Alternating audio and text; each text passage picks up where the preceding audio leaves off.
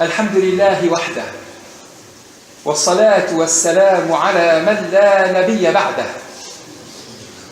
وأشهد أن لا إله إلا الله وحده لا شريك له، وأشهد أن محمدًا عبده ورسوله. أما بعد، فيا أيها الإخوة الكرام، نحتاج إلى معرفة التفاؤل في حالات الكرب والشدة، ولنعلم أن أشد حالات المؤمن كربا على الإطلاق سكرات الموت. سكرات الموت. ولذلك كان الأمر بحسن الظن بالله تعالى عند الموت. روى الإمام مسلم رحمه الله من حديث جابر بن عبد الله رضي الله عنهما أنه قال: سمعت النبي صلى الله عليه وسلم قبل وفاته بثلاث يقول: سمعت النبي صلى الله عليه وسلم قبل وفاته بثلاث يقول: لا يموتن أحدكم إلا وهو يحسن بالله الظن. الحديث في صحيح الإمام مسلم. ومن تدبر توجيهات النبي صلى الله عليه وسلم سيلاحظ أنه زود المؤمن بطاقات هائلة من قوة الروح وطمأنينة النفس، من قوة الروح وطمأنينة النفس، حتى إنه صلى الله عليه وسلم يصرح بأقصى غايات التفاؤل وأبلغ معاني البشر والسعادة، وذلك بما رواه أبو داود وصححه الألباني من حديث معاذ بن جبل رضي الله عنه عن النبي صلى الله عليه وسلم أنه قال: من كان آخر كلامه لا إله إلا الله دخل الجنة. فنسأل الله العظيم رب العرش العظيم بفضله وكرمه ومنه أن ننطق بهذه الكلمة عند الموت.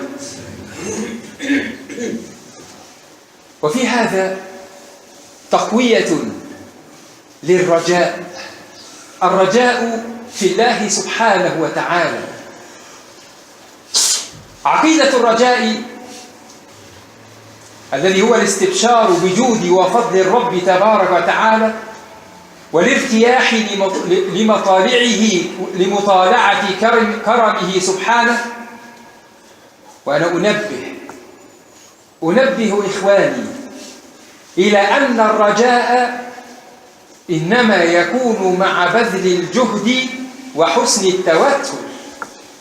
الرجاء لا بد أن يكون مصاحبا ببذل الجهد وحسن التوكل، فالرجاء لا يصح إلا مع العمل. وإياك والتمني فإنه يكون مع الكسل ولا يسلك بصاحبه طريق الجد والاجتهاد. ولذلك لا بد أن يجتمع في قلب كل واحد منا، استحضر ذلك عبد الله، فهو ينفعك في سائر شؤونك وأحوالك. لا بد أن يكون في قلبك رجاء لله عز وجل، ترجو من الله الخير، ولا بد أن يكون هناك خوف من الله سبحانه، خوف ورجاء.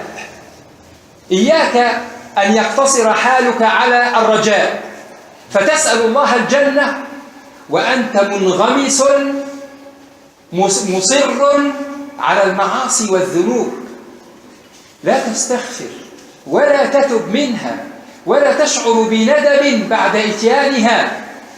إياك أن تكون من هذا الصنف، فهذا هو التمني بعينه. بل عليك أخ الإسلام أن ترجو الله عز وجل وأن تخشاه، فإن خشيته وزلت القدم واقترفت الذنب بادرت وسارعت إلى ربك سبحانه بالإنابة والندم والاستغفار وطلب التوبة والعفو والستر، تتدارك أمرك لأنك تخشى الله وتعلم ما أعده لعباده المصرين على الذنوب والمعاصي المسوفين للتوبة والإنابة. لا بد من الرجاء والخوف إخوة الإسلام. فانفراد الخوف إذا كنت تخشى الله وحده ولا ترجوه يخشى عليك من القنوط واليأس. وانفراد الرجاء قد يؤدي إلى الجرأة على اقتراف المعاصي وترك الفرائض. روى الترمذي وصححه الألباني من حديث أنس رضي الله عنه وأنه قال: دخل النبي صلى الله عليه وسلم على شاب وهو في الموت فقال: كيف تجدك؟ كيف تجدك؟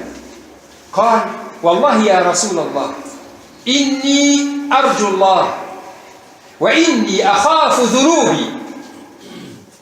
فقال رسول الله صلى الله عليه وسلم وكأنه يخاطب الناس جميعا وكأنه يخاطبنا عباد الله، فقال صلى الله عليه وسلم: لا يجتمعان في قلب عبد في مثل هذا الموطن إلا أعطاه الله ما يرجو وأمنه مما يخاف. هل تستعد أخا الإسلام لهذا الموقف بمثل هذا النص وما دل عليه؟ ما أحوجنا إلى أن نتعبد الله سبحانه بهذه النصوص. اعلم أخا الإسلام أن المقصود من الرجاء أن من وقع منه تقصير فليحسن ظنه بالله ويرجو أن يمحو عنه ذنوبه تفاؤلا وثقة بالله تعالى. وكذا من وقع منه طاعة يرجو قبولها.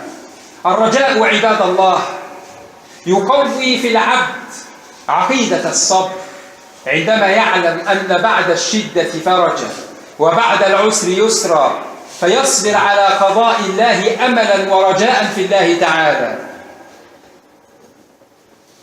يصبر على قضاء الله ويرجو الله سبحانه أن يكشف عنه السوء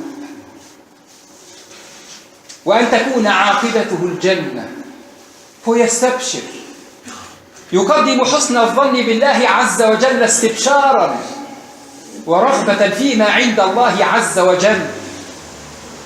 يعامل الله بما يعرفه عنه من صفاته، صفات الكمال والجمال والجلال. قال تعالى: سلام عليكم، سلام عليكم بما صبرتم فنعم عقبى الدار. كنتم ترجون الله حتى في أشد حالات الكرب والضيق والشدة، رجوتم الله وما يئستم من رحمته، فسلام عليكم فنعم عقبى الدار. لكم الجنة تتمتعون فيها أبد الآبدين، لا موت بعد دخولكم إياها. وعلينا دائما أن نتذكر إخوة الإسلام قول الله تعالى: وعسى أن تكرهوا شيئا وهو خير لكم. فكان في هذا القول من توجيه كريم وبرهان عظيم على رجاء الخير والاستبشار دائما. وليكن التفاؤل رائدنا ورفيقنا في أيام الشدة والرخاء، وفي العمل والمنزل، وفي السفر والإقامة، وفي الصحة والمرض، وفي الفوز والإخفاق. إخوة الإسلام عباد الله، ما أحوجنا إلى أن نتفاءل وإلى أن ننتظر الخير، لكن علينا أن نأخذ بأسباب تنزل الرحمات والبركات من الله سبحانه. نسأل الله العظيم رب العرش العظيم أن يوفقنا لما يحب ويرضى، وأن يجعلنا هداة مهتدين. اللهم وفق ولي أمرنا لكل خير، اللهم وفق ولي أمرنا لكل خير، اللهم وفق السيسي لكل خير، اللهم وفق السيسي لكل خير، اللهم اجعل له بطانة من خير، اللهم اجعل له بطانة من خير، اللهم اصرف عنه كيد الكائدين، اللهم اصرف عنه كيد الكائدين ومكر الماكرين، اللهم اصرف عنه كيد الكائدين ومكر الماكرين، اللهم احفظه بحفظك، اللهم وفقه لكل خير، اللهم وفقه لكل خير، اللهم اجعل الخير على يديه، اللهم اجعل الخير على يديه، اللهم احفظ بلادنا وسائر بلاد المسلمين، اللهم احفظ بلادنا وسائر بلاد المسلمين، اللهم أشغل الكفار والمشركين بأنفسهم، اللهم رد كيدهم إلى نحورهم، اللهم رد كيدهم إلى نحورهم، اللهم إنا نسألك الهدى والتقى والعفاف والغنى. ربنا آتنا في الدنيا حسنة وفي الآخرة حسنة وقنا عذاب النار. وصلى الله وسلم وبارك على محمد وعلى آله وصحبه وسلم، وللحديث بقية إن شاء الله. وصلى الله وسلم وبارك على محمد وعلى آله وصحبه وسلم، وأقم الصلاة.